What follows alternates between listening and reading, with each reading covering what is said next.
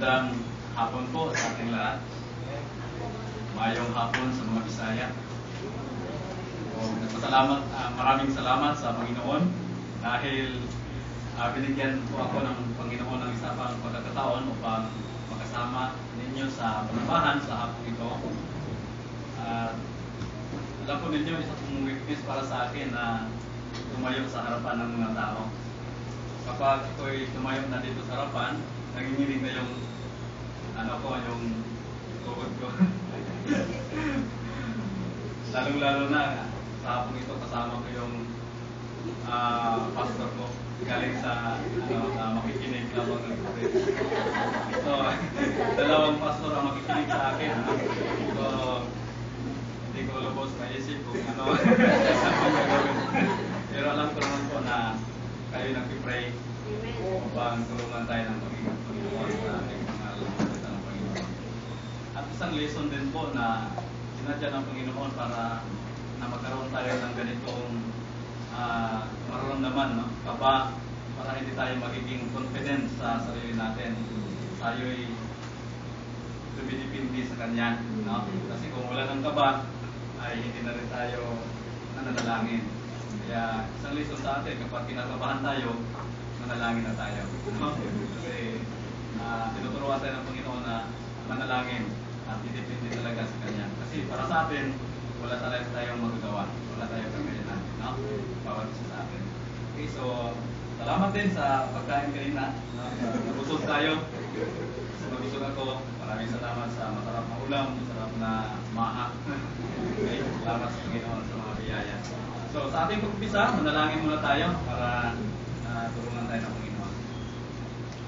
Aming Diyos na dakila, nagpapasalamat kami sa inyong dakilang biyaya sa buhay namin sa hapon ito. Tanda ng inyong kabutihan at ng inyong pagmamahal sa aming Panginoon na patuloy namin na mapakinggan ang inyong salita. Lalo na sa araw na ito, na ito inyong araw, Panginoon, na kami ay magbigay ng papuri at dakila sa aming Diyos na siyang may lalang ng lahat at siyang nagligtas sa amin mula sa buhay na makasalanan. Kaya Panginoon, sa hapon ito, tulungan niyo po ang bawat isa sa amin. Nawa, maunawaan namin ng malinaw ang inyong salita. At ito'y makapagbigay ng katatagan sa aming mga pananampalataya sa inyo. At yung mga taong wala pa sa inyo, Panginoon, naway gamitin niyo rin ang salita na ito upang tawagin sila na sila'y lumapit kay Kristo, sumampalataya kay Kristo, upang sila'y magkaroon ng kaligtasan mula sa inyo.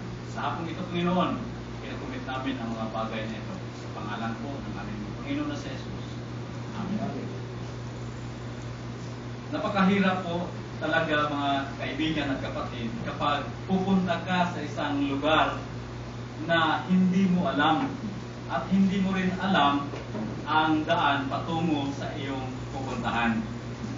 So, kung minsan, pagdating mo sa lugar at nagkataon pa na maraming daanan na dapat mong daanan at kailangan mong mamili kung alin sa daan na ito ang iyong dapat tatahakin o dadaanan. So, mamili ka at nung sa pagpili mo, pagdating mo sa unahan, hindi pala ang tamang daan na dapat mong pwedeng daanan. So, siguro, ang bawat isa sa atin dito, walang ni isa sa atin na hindi pa nakaranas ng ganon. Lahat siguro sa atin naligaw. Nakakaranas ng pumunta sa isang lugar na naligaw. No? So, kung naligaw tayo o naligaw kayo, ano ang ginagawa nyo kapag kayo'y naliligaw? Meron ba kayong ginagawa o nagpapatuloy pa rin kayo sa inyong pupuntahan kayo? Naligaw na ako. No? May ginagawa ba kayo? Tatanong. So, yun ang pinakamagandang ginagawa sa isang taong naliligaw. Magtanong. Kasi kapag hindi ka magtanong, ay magpapatuloy ka sa iyong pagkaligaw, sa iyong tinatahak na daan. So, magtanong, pagkatapos magtanong, bumalik. Yun ang pinakamagandang gawin sa buhay. Kasi po, kung i-convert natin sa spiritual na bagay, kapag tayo ay lumalakad sa mundong ito at naliligaw tayo, hindi tama ang daan ng ating dinadaanan, at patuloy pa rin tayong lumalakad at hindi nagtatanong, ay napakadelikado po ang buhay natin. No? Hindi maganda ang ating patutunguhan. So ang paggaligaw dito sa mundo, baliwala yan. Bakit po? Kasi kung maligaw tayo, maaari tayong bumalik, maaari tayong magtanong at bumalik upang hanapin ang tamang daan. Pero sa spiritual po, kapag tayo'y naligaw na naligaw hanggang umantong sa ating kamatayan, ang buhay natin ay hindi na pwedeng bumalik upang hanapin ang tamang daan patungo sa buhay na walang hanggan. Katulad po halimbawa ng isang mayaman na kasama ni Lazaro, no? Noong siya ay naligaw at humantong ang kanyang buhay sa kamatayan, pagmulat ng kanyang mata ay mainit na siyang lugar. Hindi na siya pwedeng bumalik, no? Para hanapin ang tamang daan. So napakadelikado po ang isang tao na habang siya nabubuhay pa dito sa mundo, ay naliligaw siya ng kanyang daan na tinatahak. Kaya hanggat maaari na buhay ka pa, ay kailangan mong suriin mabuti ang daan na iyong dapat tahakin upang hindi magiging delikado ang iyong buhay. So, yan po ang ating dapat pag-aralan sa hapong ito, ang dalawang daan na sinasabi ni Jesus sa kanyang salita noong siya ay nandito pa sa lupa. No? So, buksan po natin ang ating mga Biblia sa Book of Matthew chapter 7, verses number 7. So, napaka-familiar po na salitang ito sa Book of Matthew. So, ilang ulit na siguro ito na nadaanan sa pagtuturo. Pero yun, dito po natin kukunin yung ating pag-aaralan sa hapong ito. Babasahin ko po dito at sundan naman po ninyo sa inyong mga Biblia. Sabi dito sa verse 13 and 14, "Pumasok kayo sa makipot na pintuan, sapagkat maluwang ang pintuan at malapad ang daan patungo sa kapahamakan. At marami ang papasok doon." Verse 14, "Sapagkat makipot ang pintuan at masikip ang daan patungo sa buhay, at kakaunti ang nakatagpo niyon." So, ang salitang ito ay kasama ito sa pangangaral ni Jesus doon sa Sermon of the Mount.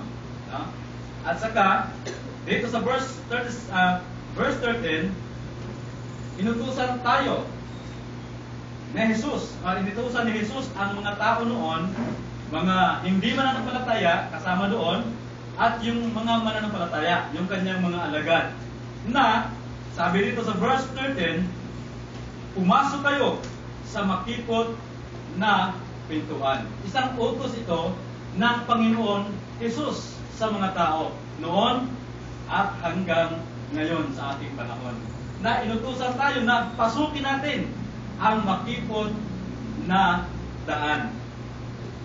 Kasi po, sinabi ko kanina, kapag nagkamali tayo sa pagtahak ng landas ng daan na ito, ay napakadelikado po ang hahantungan ng buhay natin. Kaya sabi ni Jesus, pumasok kayo sa makipot na pintuan. Kaya po binanggit po diyan ang dalawang daan, no? So, at saka yung unang daan na sinasabi niya diyan, matapos ang kanyang utos, sabi niya, pinapaliwanag niya ang unang daan, no? So makikita natin ang unang daan dito, tatlo, no? Apat. Under sa unang daan. Una, yung katangian ng daan. Characteristic, no? Characteristic of this way. And then number 2, letter B, ang author ng daan na ito. At ang pangatlo ay ang travelers, mga manlalakbay. At ang pang-apat the traveler's destination. Okay? So una po, ang unang daan ay mayroon pong katangian na sinasabi dyan. Ano ang kanyang katangian? Sabi dito, sa verse 13, ang daan na ito ay maluwang ang pinto. Malapad ang pinto. So, unang pagbasa ko nito, ilang taon na yon, hindi ko talaga maisip bakit mayroong pinto at malapad ang pinto, mayroon pang malapad ang daan. Ano bang ibig sabihin nito? Ano bang ibig sabihin nito? So, tinignan ko yung isang commentator ng isang libro, the Lens, sa kanyang aklat. Sabi niya, the gate serves as figurative of their choice. So, ibig sabihin, ang pagpili ng tao, pinili ng tao o ang pagpili ng tao sa kanyang daan na kanyang tatahakin. So yun yung ibig sabihin ng pintuan na malapad. At pangalawang karakteristik at katangian nito, hindi lamang malapad na pintuan, mayroon ding malapad na daan. Broad way. Malapad na daan. Ano bang ibig sabihin ng malapad na daan? Sabi din po nila, this way is a way of conduct. It means way of their living. Pamamaraan ng kanilang pamumuhay. Pinili ng tao ang dapat nilang tahakin na daan na ito. Anong klaseng pamumuhay na kanilang pinili? Ang pamumuhay na kanilang pinili ay ang walang panahon sa Diyos. Walang takot sa Diyos. Walang panahon sa pakikinig ng salita ng Panginoon. Ito yung mga taong, mga daan na pinili ng kadalasang tao. Puro na lang trabaho, puro na lang pag-aaral, puro na lang opisina, puro na lang kasiyahan sa buhay, at wala ng panahon sa Diyos. Yayain mong makinig ng Bible study, ayaw. Yayain mong magsimba, ayaw. Ay, busy ako, wala akong panahon. Ito yung daan na pinili nila, ng mga tao sa mundo. Ito yung daan, malapad na daan ang kanilang pinili. So ito yung characteristic. Bakit nila pinili ang daan na ito? Bakit po? Dahil po, ang author ng daan na ito ay hindi ito daan ng Diyos. Kundi, ang author ng daan na ito ay ang kanilang sarili. Ang kanilang sarili. Kaya po, pipiliin nila ang malapad na daan dahil sa palagay nila sa kanilang sarili ay tama ang daan na ito. Tama ang daan na ito. Kahit walang Diyos, kaya kong mamuhay na mag-isa. Kahit hindi ko mapakinggan ang salita ng Panginoon, kaya kong mabuhay. Ngunit hindi nila alam na hindi ito tama na daan. Sa palagay lamang nila, sa kanilang sarili, na ito'y tama. Pero hindi pala tama na daan. Makikita po natin sa Proverbs chapter 14 kung anong sinabi doon patungkol sa daan na pinili ng mga tao. Proverbs chapter 14 verse 12. Buksan po natin, mga Bible natin sa Proverbs 14. Kawikaan sa Tagalog. Kawikaan 14 verse 12. Sabi dito sa Tagalog, napagkasabi, mayroong daan na tila matuwid sa isang tao. Ngunit mga daang tungo sa kamatayan ang dulo nito. So, sinabi dito, ang palagay ng tao ay matuwid ang daan na ito. Sa kanilang palagay, matuwid. At sinabi din po sa 16 verse 25, pareho lang ang pagkasabi na chapter 16 verse 25.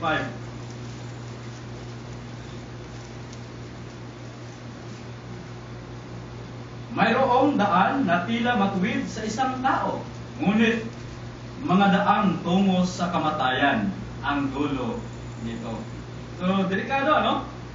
Pinili ng mga taong ito ang malapad na daan o malapad na pintuan dahil akala nila na tamang daan ito. Pero sabi ng Biblia, ang daan ito ay tutungo sa kamatayan, tutungo sa kapahamakan.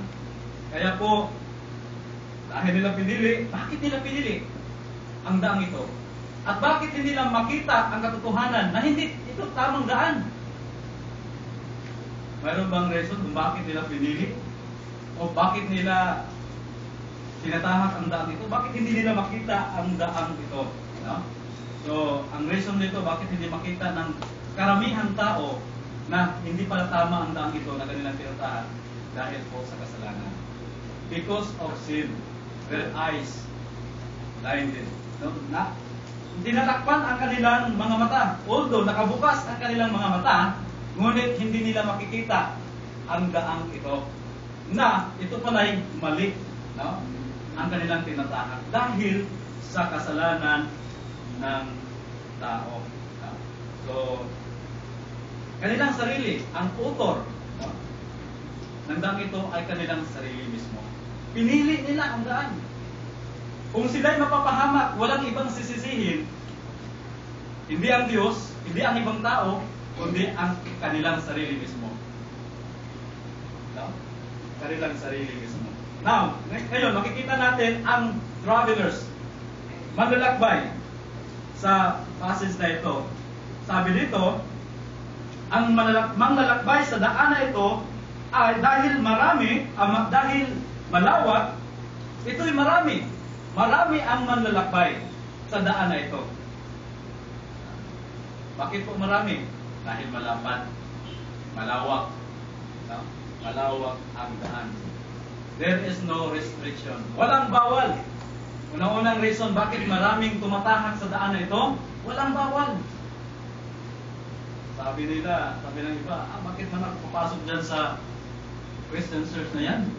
Na maraming bawal. Hindi ko magagawa yung gusto kong gawin. No? Masaya na ako dito. Bakit pa ako aalis dito sa aking kinagisnan? Masaya na ako dito. Tapos papasok ako dyan sa church na yan na maraming bawal. hindi ko magagawa yung gusto ko. Hindi ako magkasing, hindi ko sama-sama sa barkada ko, mga kaibigan ko. Dito na lang ako. Kasi walang bawal. There is no restriction. Sabi pa ni Hendrickson sa kanyang aklat, travel as you wish and pass as you wish. Ibig sabihin, kung sa daan pa, walang hadlang. Kahit ano ba yung tawag sa ilang speed ang tatakwin po, hindi kasi walang sagabal, no? Walang sagabal. Ganun ang pagkasabi dito ni Hendrickson. Kahit ano, pwede mong gawin, no? At saka, pangalawang reason, bakit maraming dumadaan sa daan na ito? Dahil hinahanap talaga ng mga tao ang comfort sa kanyang buhay. Ayaw nila nang nahihirapan sila. Ayaw nilang nabibigatan sila. No? Kasi hindi madali ang pagiging Kristiyano. Hindi madali ang pagiging pagsunod sa ating Panginoon. Sabi ng iba, pag nagiging Kristiyano ka na, wala ka ng problema. Lahat okay. Lahat i-provide ng Panginoon. No? Ang lahat na kung sumusunod sa Panginoon, magiging mayaman, wala ng problema. Solve ka lang lahat ng problema. Pero hindi po. Mahirap po ang pagiging Kristiyano. Dahil maraming dapat mong i-consider sa buhay mo. No? Kaya, ang mga tao, maraming pumapasok sa daan na ito dahil comfort ang hinahanap. No? Ang iba nga, ayaw papasok sa simbahan. Kasi, bakit naman ako pumunta sa simbahan? Umupo lang ako doon, makikinig. Nakakaantok. Dito na ako sa bahay, higa lang ako dito sa kutso na malambot. Dito na lang ako. Sa simbahan, masakit ang puwet ko sa kaupo, nakikinig lang. Wala akong magagawa. Hindi rin ako makahanap ng pira doon. Wala akong pira doon. Dito na lang ako sa sa madyungan. Dito lang ako sa trabaho ko. Makakuha pa ako ng pira, pero sa church ako pa ang nagbibigay. Diba? Hinahanap talaga ng mga tao ang comfort sa buhay nila. Kaya, ang ipipiliin na ng daan, yung malapad. Yung malapad. Ang daan. Kasi walang bawal. So, madali, no? Madali lang ang daan na ito pasukin. Pero ang daan patungo sa buhay ay napakahirap. Ang daan. Ang daang malapad na madaling hanapin at piliin ng tao ay katulad po ito sa mga nasa paligid natin ngayon na mga kabataan nag-aasawa na. Kasi madali lang nilang hanapin yung kapartner nila. Pag nakita ng kabataan ang isang babae na maganda, ito na, parang na sa akin to. Kasi maganda. Diba?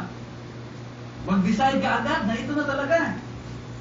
Yung babae naman, nakakita, guwapo si Dudong. Guwapo si Day. Decide ka agad. Diba? Napakadali. Napakadaling mag-decide, mag-desisyon. No? Hindi pinag-isipan. Sama ka agad. Kahit walang kasal, sama ka agad. Kahit sabihin pa ng mga magulang, ay huwag mo na, bata pa yun. Oh, Kristiyano ang pipiliin mo. Ay hindi, ito na talaga sa akin. Ang dali talaga mag-decide.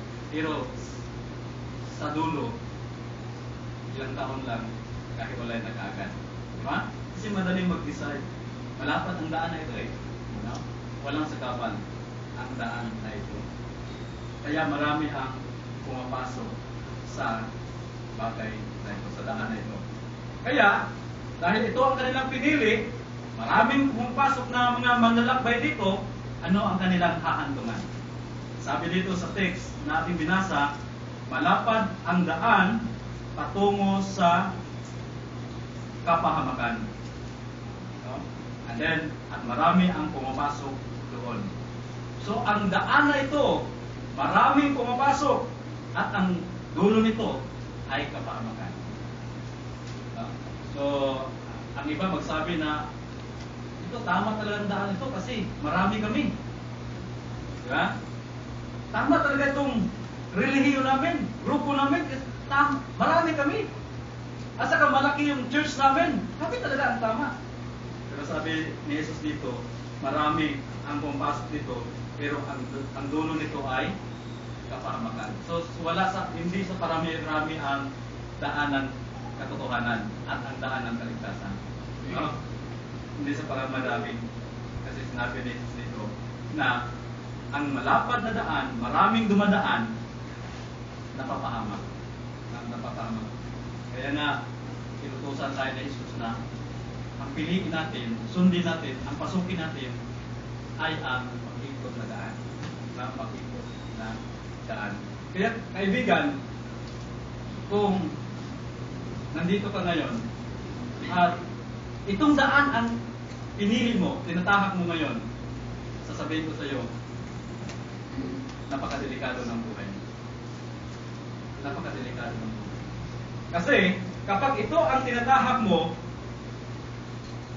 walang hanggang kaparusahan sa apoy ng impyerno. Sa apoy ng impyerno. Napakainit, napakahirap na lugar na walang hanggan. No?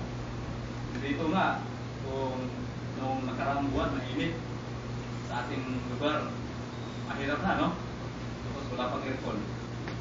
So, siguro ang isip natin, hindi na mapalagay. Hindi na tayo kontento, no? Kasi mainit. So, how much more kung nandoon sa impyerno? Kaya kaibigan, sa hapong ito, kung itong daan ang iyong pinipili, na walang hadlang, komportable na daan, walang kabigatan, delikado ang buhay mo. Napakadelikado. Kaya, kailangan mong pag-isipan. Kung hindi mo pa makita na maling daan ang tinatahak mo, tanongin mo sarili mo, ako ba'y nasa tamang daan? O ako ba'y nasa maling daan?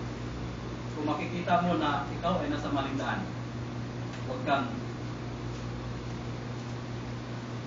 tumagal. No?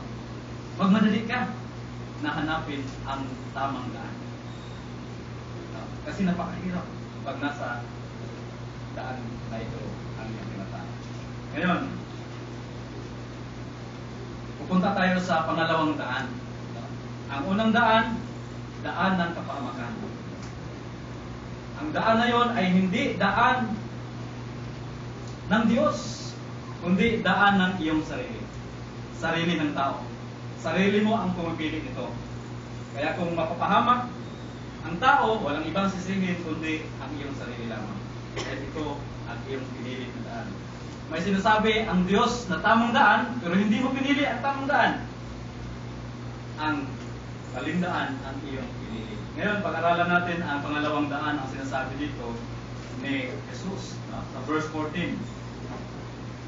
Ang tamang daan, pareho lang din sa ang kanyang mga subpoints, pareho lang din sa unang daan na ating tinalakay. Mayroon din siyang characteristic, no?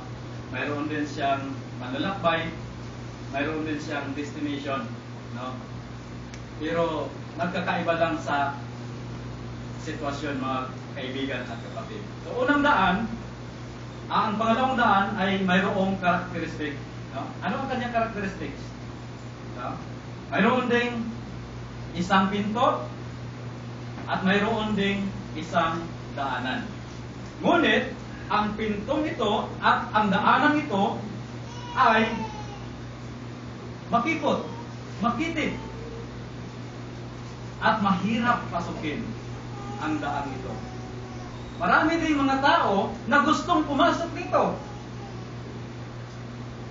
Ngunit hindi nila magagawa ang mga bagay na ito. Hindi nila magagawang pasukin ang daan ito. Bakit po? Mahirap pasukin. Like for example, mayroong daan. Iwan ko lang, mayroon dito sa inyo banda, mayroong daan na iniiwasan ng mga tao. Mayroon ba? Kasi doon sa amin sa Paranaque, mayroong daan talaga doon na tuwing hapon, mahirap talaga daanan. Kasi maliban sa makikit ang daan, marami pang mga sasakyan. May mga malalaking sasakyan, halos hindi kumikibo doon ang daanan. Ang mga sasakyan pala. Hindi kumikibo ang mga sasakyan na dumadaan doon. Kaya nga si Pastor Uli, kapag pupunta sa church, umiikot siya papunta, daan siya ng dambasan, kaikot, hanggang makakarating sa church. Kasi kapag doon ka dumadaan, malilit ka talaga kasi hindi gumagalaw yung sasakyan. Hindi mo gumagalaw. So, mahirap daanan. No? Kasi maliban sa makitid, na traffic pa ang lugar na yon. No? At saka yung sinabi din ni Jesus Christ, no? Doon sa kanyang parabulo, sa isang taong mayaman na lumapit kay Jesus, sabi ng taong mayaman, "Mabuting guro, ano ba ang dapat kong gawin upang matanggap ko ang buhay na hanggan?" Sabi ni Jesus sa kanya, sa madaling sabi, "Magbili mo yung unang-una yung law." Binanggit niya yung law. Sabi ng taong mayaman, "Ay, mula sa pagkabata, nasunod ko na yan." Grabe, no? Ang tapang ng taong ito na magsalita na nasunod ko na yan mula sa aking pagkabata. Ang kautusan na yan. Pero sinabi ni Jesus, pinakita talaga ni Jesus na hindi niya nasunod ko mga bagay nito. Sabi ni Jesus, may isa pang kulang sa iyo. Dahil siya mayaman, ipagbili mo yung ari-arian mo, yung kayamanan mo, at ibigay mo sa mga kabus, pulubi. Mga pulubi, ibigay mo sa mga pulubi. Alam niyo kung reaksyon ng mayaman? Tumalikod siya, iniwan niya sa Jesus, at nagiging nalungkot siya. Kasi mayaman siya, nangluno yung puso niya. At umarap si Jesus sa kanyang magdiskuro. Sabi ni Jesus, napakahirap talaga sa isang pamilya na pumasok papasok sa butas ng karayom. Napakahirap. No?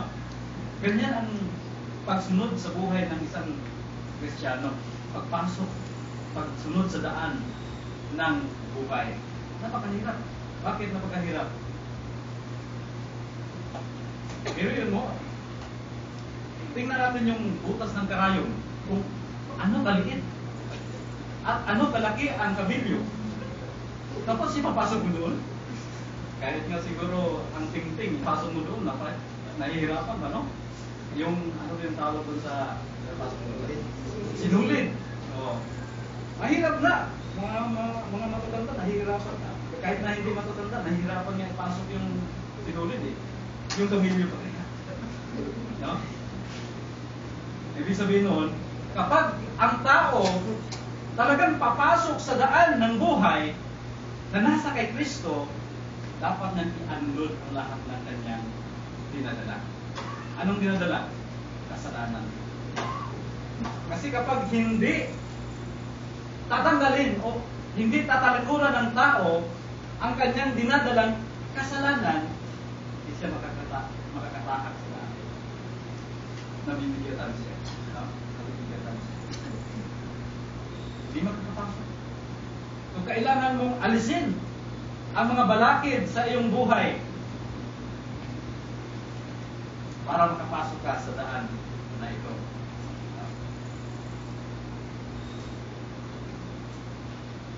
Para makapasok ka sa daan na ito. Kaya ang mga manlalakbay dito, kung titingnan natin, ang mga manlalakbay dito, yung kanina, ang manlalakbay kanina, marami. Marami ang pumapasok sa malapad na daan. Dahil walang balakid. Lahat ng gusto nila, magagawa nila. Lahat ng comfort sa buhay nila, nandyan. Ayaw nila ng may sagaban. Ayaw nila ng mahirap. Ayaw nilang talikuran ang kasalanan nila. Dito, ang pumapasok, ang dumadaan sa daan na ito, dahil makipit, mahirap pasukin, kakaunti lamang. Sabi dito, there are few who find it. Sapagkat makipot ang pintuan at masikip ang daan tungo sa buhay at kakaunti lamang ang nakatagpo dito. Bakit po kakaunti lang? Dahil ang mga tao ayaw talagang magsisi. Ayaw talagang talikuran ang kasalanan. Ayaw talagang iwan ang kasalanan. Sarili pa rin nila ang masusunod. Kaya, iyayat na lamang ng Panginoon na mayroong kakaunti nakapasok dito. Mayroong sumusunod na kaunti na nakapasok dito. At ang tanong, sino man yung mga tao? Sino yung mga taong kakaunti lang na nakasunod dito? No? Sino sila? Ang mga taong nakasunod dito ay ang mga taong saved by grace. Those who are saved by grace of God through faith in Christ. Mga taong kinaawaan ng Diyos.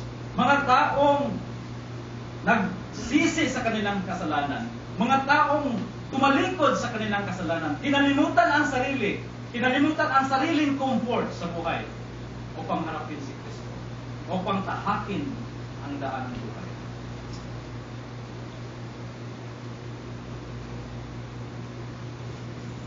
Biyaya ng Panginoon. Kahit mahirap ang daan na ito, kahit mahirap pasukin ang daan na ito, pero salamat ay biyaya ang Panginoon para makapasok dito sa daan na ito. Mga taong handang tumalikod sa kasalanan, ginawa nila ang kanilang responsibilidad na magsisi at sumampalataya sa Panginoon. May responsibilidad tayo, bawat isa sa atin. Kahit ikaw kaibigan, kung narinig mo kanina ang pagpili ng Diyos sa tao, huwag mong hintayin na, hintayin kong pipiliin ako ng Diyos. Hintayin ko na lang na tawagin ako ng Diyos na marinig ko yung kanyang boses mismo na pinili niya ako. Nasasabihin niya, ikaw, pinili ko ikaw. Pinili kita. Sumunod ka sa akin. Hindi na ngayon kaibigan, may salita na ng Panginoon na nagsasabing gawin mo ang iyong responsibilidad. Na piliin ang daan ng buhay. na nasa ating Panginoon Kristo.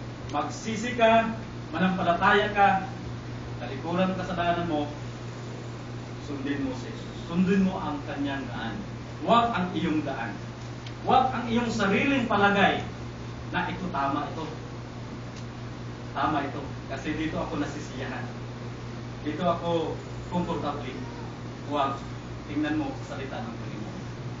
Magtanong ka. No? Kung maligaw ka, magtanong ka. Tama ba itong tinta kong landas? Pastor, lapitan mo, Pastor Boy, lapitan mo mga kapatid dito na talagang nasa pananampalataya. Brother, Pastor, tama ba itong daan na tinatahak ko? At sasabihin nila sa iyo ang totoo para makita mo ang tao. May responsibilidad tayo. Gawin mo ang iyong responsibilidad. Although may paraan ng Diyos sa kanyang pagligtas sa atin, ngunit huwag natin kalimutan na may responsibilidad din tayo na hanapin ang tamang daan. Makipot ang daan at kakaunti lamang ang tumatahak dito. Ngunit kahit kakaunti lamang ang tumatahak dito, kaibigan o kapatid, napakaganda po ang kanilang pagtunguhan. Saan po ang kanilang pagtunguhan? Sabi dito sa text natin, sapagkat makipot ang pintuan at masikip ang daan, ngunit ang daan ito ay patungo sa buhay. Patungo sa buhay. Buhay na walang hanggan. Buhay na nasa ating Panginoong Hesus. Hindi ito buhay na yung iniisip ng karamihan na buhay na nasa Boracay, na umihiga at nakainom ng juice at ano pang buhay na nasa sanlibutan, kundi ito'y buhay na nasa kay Jesus. Makatapos na ang tao ay mamatay, hindi lang tumigil doon, may kabila pang buhay. May kabila pang buhay. So buhay ito na nasa ating Panginoon. Sabi sa 1 John chapter 5 verse number 11 and 12. Sabi natin, kung totoo ba talagang ang buhay na ito ay nasa ating Panginoon Hesus. Okay. 1 John chapter 5 verse number 11 and 12. Sabi nito sa 11, at ito ang patutuo na tayo'y binigyan ng Diyos ng buhay na walang hanggan, at ang buhay na ito ay nasa kanyang anak. Ang kinaroroonan ng anak, verse 12, ang kinaroroonan ng anak ay kinaroroonan ng buhay. Ang hindi kinaroroonan ng anak ng Diyos ay hindi kinaroroonan ng buhay. Kaya kaibigan, si Kristo ba ay nasa iyo na? Alam mo na ba kung si Kristo ay nasa iyo? Kung wala pa, delikado talaga ang buhay. Kasi, sabi dito, ang kinaroroonan lang daw ng anak ay siyang kinaroroonan ng buhay na walang hanggan. So, ibig sabihin, kung wala si Kristo sa iyo, kung hindi pumaroon si Kristo sa iyo, kung hindi pumaroon si Kristo sa iyo, ay hindi ka rin kinaroroonan ng buhay na walang hanggan. Kaya sabi dito, no? Ibig sabihin, na kay Kristo ang buhay na walang hanggan. Wala sa iyo ang buhay na walang hanggan. Wala sa daan mo, wala sa sarili mo ang buhay na walang hanggan, kundi na kay Kristo. Ang iniisip ng iba, dahil lang sa aking mabubuting gawa, maliligtas ako. Dahil sa aking pagsamba, pagpunta sa simbahan, maliligtas ako. Dahil sa aking pagbibigay ng mga abuloy, pagbibigay sa mga mahihirap, maliligtas ako. Mapupunta ako sa langit. Hindi po kaibigan, hindi yan ang tamang daan. Hindi yan ang paraan. Hindi ang palagay mo. Hindi ang sarili mong paraan ang makapagliligtas sa iyo. Kundi ang paraan ng Diyos na nasa ating Panginoon sa Kristo namin. Ang hindi kinaroroonan ng anak ay hindi kinaroroonan ng buhay.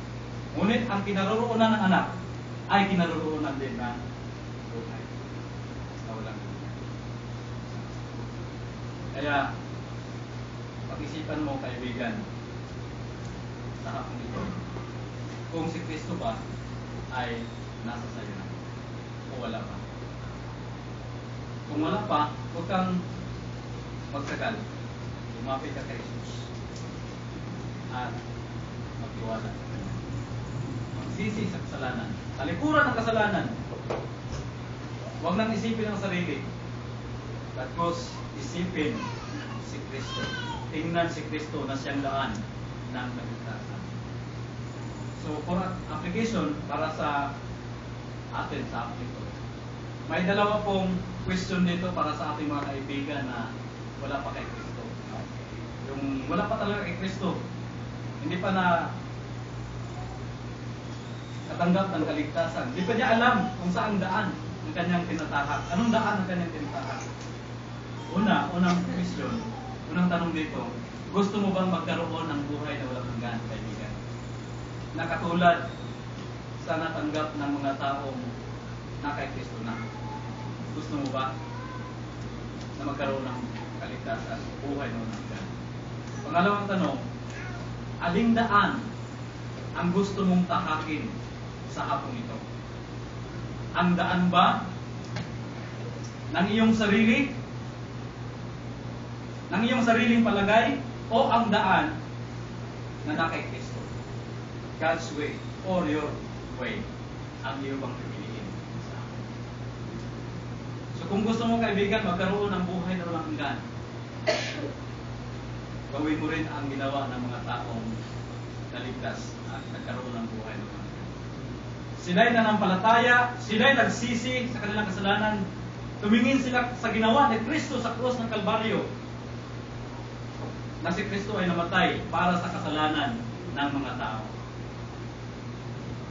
Kung gusto mong magkaroon ng buhay na walang hanggan, gawin mo rin ang ginawa nila. Manampalataya ka kay Kristo. Magsisi sa kasalanan. Talikuran, huwag mo nang gawin ang kasalanan. Yung kagustuhan mo, huwag mo nang gawin. Kundi ang kagustuhan ng Diyos kumagitan ng kanyang salita. Magtanong ka, bakit? Kung magtanong ka, Brother Mario, bakit si Kristo ang nagiging daan? Nagiging tamang daan? Bakit siya? Dahil po, sasagutin ka ng Biblia, kapatid. Kaibigan. Sinabi niya sa Isaiah chapter 53 verse 5 and 6 na siya ay nasugatan dahil sa ating pagsalansang, dahil sa ating kasalanan. Siya rin ay nabugbog. Binugbog siya. Binugbog siya. Dahil sa ating pagkakasala. Siya ang pumalit sa atin instead na tayo ang dapat na makakaranas ng ganon. Pero ang sinasabi dito, siya ay nasusugatan. Hindi ito ordinaryong sugat lang na ilang araw lang gumaling. Kundi, kaibigan, ito'y humantong sa kamatayan ng ating Panginoon sa Kristo. Ang sugat na ito ay nakakamatay. Humantong ito sa kamatayan dahil sa kasalanan. Kaya kung gusto mong maging sa iyo rin ang kamatayan ni Kristo Jesus, manampalataya ka sa Kanya. Ginawa sa krus ng Kalbaryo. Pagtiwalaan mo ang ginawa ni Jesus at magsisi sa kasalanan. At sumunod sa makitid na daan. Ngunit buhay na walang hanggan ang kaanggunan. Siya ang daan. Sabi niya sa John chapter 14 verse 6, ako ang daan at ang katotohanan. Walang makakapunta sa Ama kung hindi sa pamagitan ko. Walang ibang daan kundi si Kristo lamang. Kaya lumapit ka sa Kanya, nanampalataya ka sa Kanya, palikuran mo ang iyong kasalanan. Sumunod ka sa Kanya. Para sa ating mga kapatid na naka Kristo na, huwag tayong magiging komportable din na ako'y naka Kristo na, okay na. Wala nang problema, kahit anong po, okay na ako. Kundi, mayroong tatlo ding application para sa atin dito. Unang application, let us continue to glorify God, to glorify Jesus. Pasalamatan natin siya. No? Itaas natin siya. Luwalhatiin natin si Kristo patuloy sa buhay natin. Dahil po kung bakit, mga kapatid, kung hindi dahil sa biyaya ng Diyos, katulad din tayo sa mga taong naliligaw. Hindi makita ang daan. Madilim pa rin ang tinatahak na daan. Ngunit dahil sa biyaya ng Diyos na nasa ating Panginoong Kristo, nakita natin ang daan. Nabuksan ang mga mata natin. Ito pala ang tamang daan. Mali pala yung tinatahak ng daan noon. Diba? Nakikita natin nung tayo narito na. Nakikita natin yung ginagawa natin. Napakadelikado pala yun. Kaya pasalamatan natin patuloy ang biyaya sa Panginoon. Pasalamatan natin siya. Huwag tayong tumigil sa pasasalamat. Ngayon, may preaching nga kanina sa habang kami po pumunta dito nito sa Rales, sa daan, nakikinig kami ng preaching sa Christian Station. Yung istorya daw ng isang pastor at saka yung membro na nanalangin sila. Habang sila ay nanalangin, dalawa sila, yung isang member, isang member, una nag-pray. So sabi daw ng member, una-una, Panginoon, lahat ng hinihingi ko sa iyo, binigay mo na. Pero mayroon pa akong isang itiningin sa iyo. Pinalapit daw siya ng pastor. Had, sabi mo lahat ng binigay at hinihingi mo sa Panginoon. Binibigay na ng Panginoon sa iyo. Pero bakit ka pa hihingi? Bakit ka pa hihingi? Sabi niya, makinig ka lang kasi ako yung nananalangin sa Panginoon. Pakinggan mo lang ako. Dahil ako ang nananalangin. Hindi ikaw ang Diyos. Sa Diyos ako nananalangin. So, prayer na naman sa ulit. Nanalangin naman sa ulit. Sige, pagpatuloy mo prayer mo. Prayer mo. Alam mo kung ano ang hiningi ng membro. Sabi, Panginoon, lahat ng hinihingi ko talaga sa inyo. Binibigay niyo talaga. Pero may hinihingi pa ako na isa. Isa lang. Bigyan mo ako ng pusong mapasalamat. Pusong talagang patuloy na magpapasalamat sa biyaya ng Diyos. Kasi minsan nakakalimutan natin yung pagpapasalamat. No? Tanggap ng tanggap, walang pagpapasalamat. Nakakalimutan natin. Kaya, yung biyaya ng Panginoon sa atin, papasalamatan natin patuloy. Dahil kung wala yung biyaya ng Panginoon, nasa madilim tayo, pa rin tayo na daan. Daan ng kapahamakan. Pangalawa, sabi dito, huwag din tayong magmalaki. Huwag tayong magmalaki na ayaw naligtas. Nakita natin yung katotohanan. Nakita natin ang tamang daan. Huwag tayong magmalaki sa ating sarili. Dahil biyaya ng Panginoon. Kasi may baka darating sa punto na dahil nakita natin yung katotohanan at saka may ma-encounter tayo, masalubong tayo na tao na parang mali yung tinatahak ng landas. Sabihin natin kagad, mali talaga ka. Mali. Parang ipapalabas mo sarili mo na magaling ka talaga. Nahanap mo yung tamang daan. Siya, mali kasi nasa madilim pa rin. Palaging naglalasin, palaging mali yung ginagawa. Ay, parang kaya sabi niyo, huwag tayong magmalaki. Pwede natin siyang sabihan sa tamang paraan para makita din niya, gamitin ng Panginoon at makita niya ang tamang daan. Tayong magmalaki. And then, pangatlo, let us continue also to follow this way. The right way. God's way. Patuloy tayo sa pagtahak ng daan. Although makitid, although maksi or ano bang makitid nga, no? Makitid na daan, masikip. Ibig sabihin, maraming pagsubok, maraming paghihirap, maraming balakid. No? Magpatuloy pa rin tayo sa paglalakbay sa daan. Dahil ang kapalit ng mga bagay na ito, sa mundong ito, sa ating pagpatuloy sa paglilingkod sa Panginoon, buhay na walang hanggan, nakasama. Tuloy tayo mga kaibigan. Huwag natin tingnan ang mga pabigatan. Although may mga responsibilidad din tayong dapat gawin, pero huwag tayong huminto. Patuloy tayo. Huwag mong sabihin, kung kailan ako nagiging Kristiyano, saka pa yung maraming problema. Nung hindi pa ako Kristiyano, mabuti pa yung hindi pa ako Kristiyano. Wala pang problema. Okay. Katulad ng mga tao sa, sabi nito sa no? Mga tao sa Israel. Nung pinalabas sila ng Diyos sa mula sa lupaing pagkapreso sa Egypto, pagkabilanggo sa Egypto, pinalasa sa wilderness. Kung naranasan nila yung mga problema nila, kabigatan, babalik na lang kami doon sa So, kaibigan, huwag mong gawin yan. Mabuti pa, babalik na lang ako sa dati, wala pang problema. Ngayon, naging Kristiyano ako. Marami ng problema, maraming pagsubok. Minsan, walang bigas, walang pera.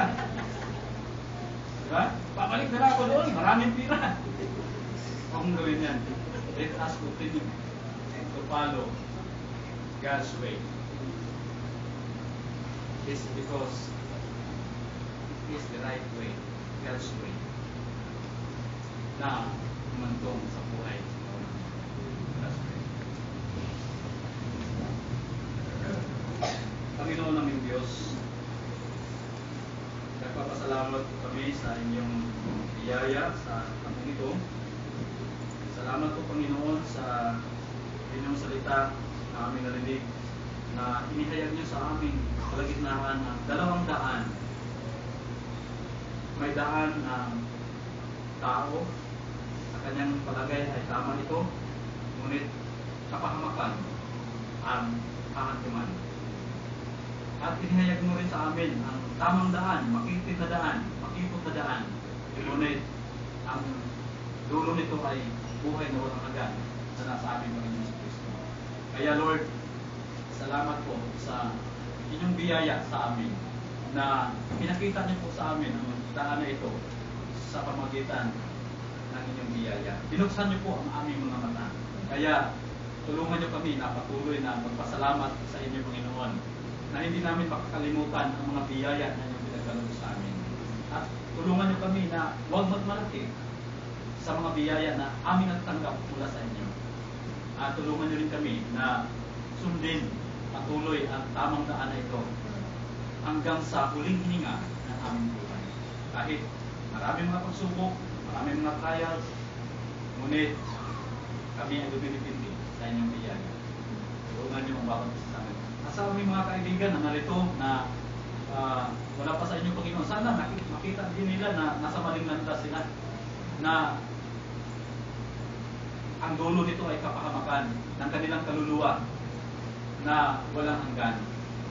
Sana Panginoon maawa kayo sa kanila. Tawagin din sila Panginoon.